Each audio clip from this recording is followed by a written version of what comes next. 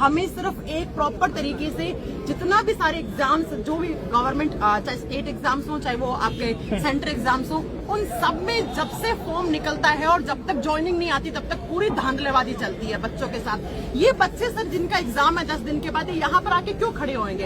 ये इतने परेशान किए गए हैं। हालांकि हमने बच्चों को बुलाया भी नहीं है, हम सब टीचर्स ने। आज तो हम सब टीचर्स पीसफुली हम लोग अपनी जितने आप लोग बात करने की कोशिश कर रहे थे, बिल्कुल बात करने की कोशिश कर रहे थे। और हम जिस तरीके से हम लोगों का, मेरा पाँव देखिए, पूरा महिला कांस्टेबल मेरे पाँव पे तोड़ के मेरा नाखून तोड़ दिया है, कैसे धक्का मुक्की करी है। ये बहुत ज्यादा गलत है, ये चीज इस तरीके से होनी नहीं। इससे बड़ा दुर्भाग्य देश का क्या होगा जहां बच्चे पढ़ने वाले और शिक्षक उनको पढ़ाने वाले दोनों ही सड़क पर हैं। अच्छा। और मांग नाजायज नहीं है, मांग जायज है। हाँ। आप कहते हो हमने 150 करोड़ को वैक्सीनेशन कर दिया। हाँ। आप कुछ लाख बच्चों का पेपर ढंग से नहीं करा सकते। हाँ। तो कहाँ की उपलब्धि भाई, कहाँ से विश्व गुरु बनने जा रहा है भारत देश? ये छोटी छोटी बातें, मतलब एक शर्म की बात है कि कोई भी सत्तासीन पार्टी जो यहाँ पे है वो एक बच्चों का फेयर पेपर तरीके से नहीं करा सकती। तो बच्चों को कहाँ रोजगार की बात होगी, कहाँ आप इनको आगे लेके जाओगे, कहाँ बच्चों को मोटिवेट करोगे? फिर आप कहते हैं कि बच्चे सुसाइड कर ले रहे हैं, बच्चे नेगेटिव थॉट्स के साथ आगे जा रहे हैं। तो इस स्थिति में नहीं होगा तो और क्या होगा? 12 अगस्त तक का कैलेंडर दिया, 13 अगस्त से सीजीएल का पेपर है। बिल्कुल अभी तक उसके बारे में कोई जानकारी नहीं है। सीपीओ के पेपर हुए करीब 18 महीने हो चुके हैं। मैं हर दर भटक चुका हूँ। मैं एसएससी मतलब आप लोग मानने वाले नहीं है सर? भाई मिलने वाला नहीं है, बहुत मुद्दा एक नहीं है, पूरा का पूरा एसएससी में जितना देखोगे।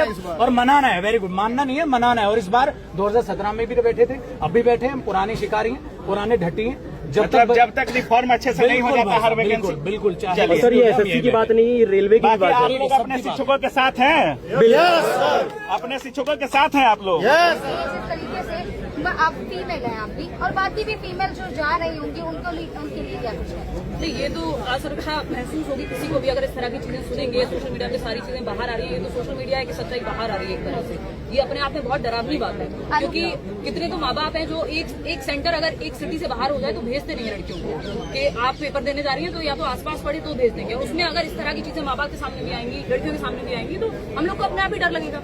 एक असुरक्षा की भावना आएगी, भाई जा तो रहे हैं, सेफ आएंगे कि नहीं आएंगे, मारपीट हो रही है, स्थिति खराब है सेंटर्स की। और ये जितनी भी बातें एक एग्जाम के बारे में नहीं है। मैं शिक्षक भर्ती के लिए पढ़ाती हूँ, वहाँ भी हालात खराब है। उत्तर प्रदेश में 7 साल से शिक्षक भर्ती नहीं है, केंद्रीय विद्यालय का एग्जाम नहीं हुआ 3 साल से, इस बार सीटेट भी नहीं हुआ।